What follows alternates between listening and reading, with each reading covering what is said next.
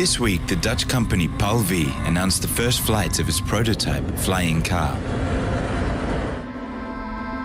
This unique vehicle is called the PAL-V1, or the Personal Air and Land Vehicle, and it marks the start of a new era. On the ground, the vehicle drives like a sports car. Within minutes, its rotor is unfolded and its tail is extended. Then it is ready to take off thanks to the advanced gyrocopter technology.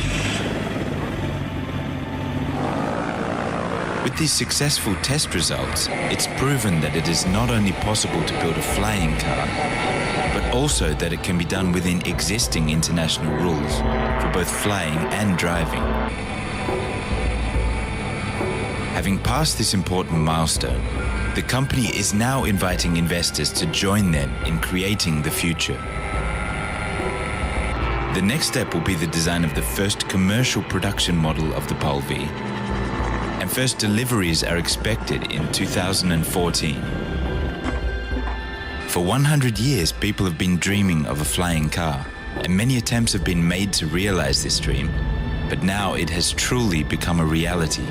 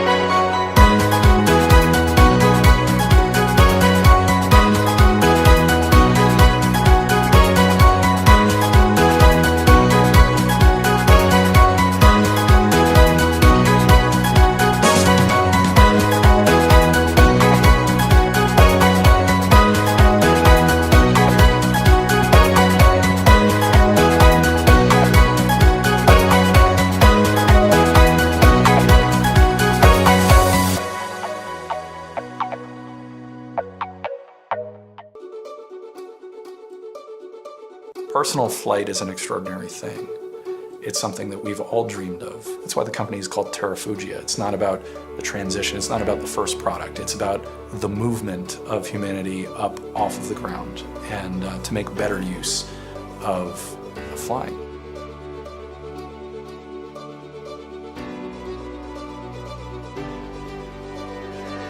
I met the other co-founders at MIT. Carl had designed a new, pretty novel liquid-fueled rocket engine, so we worked together to build that. Sam was very good friends with Carl.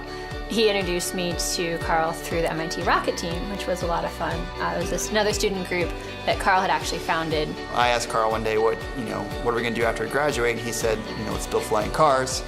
He thought about it for a minute or two and said, yeah, I guess we can do that. That was probably the point in time that was the beginning of Terrafugia. We rented out this old mechanics garage, and we walked in and there's nothing. There's 4 walls, a floor. And so what we did to get us over that was we taped an outline of the plane on the ground. And there's a classic picture of us all pointing at the plane on the ground and said, we're going to build an airplane here. They had an idea, and I was looking for people that had ideas, met up with them, and started helping them refine their business plan. That was my initial role. We brought kind of design and the desire to build a flying car, and Alex brought the business side of it. We had the training and the skills, and we're willing to put in the hard work. Really what you want in a founding team is a bunch of people with very complementary skill sets, and that's what we've got. The co-founders of Terrafugia are really some of the most amazing people that I met during my entire time at MIT. I don't invest in a company, I invest in people I know. Same thing with organizations I'm a part of. The fact that people would come up to us and say, so this is impossible, right? Didn't faze any of us. And I think you have to have not just one person who feels that way, but a group of people who feel that way. And with that combination, why wouldn't it happen? We do plan to be the forefront of the flying car industry. We want to be the first one to break on that market, and then we want to lead it. And I see no reason why we can't do that. Everybody that shows up at work here today is part of that now. This is something we're going to make happen.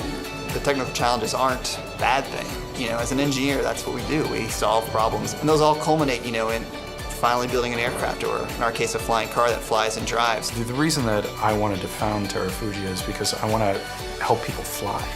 What could be better than walking into your driveway, getting your flying car, flying to work? No traffic, no speed limits. We want to make a mark on this world, and this is a way that we can do it. We have the technology at our fingertips to change the way we all get around.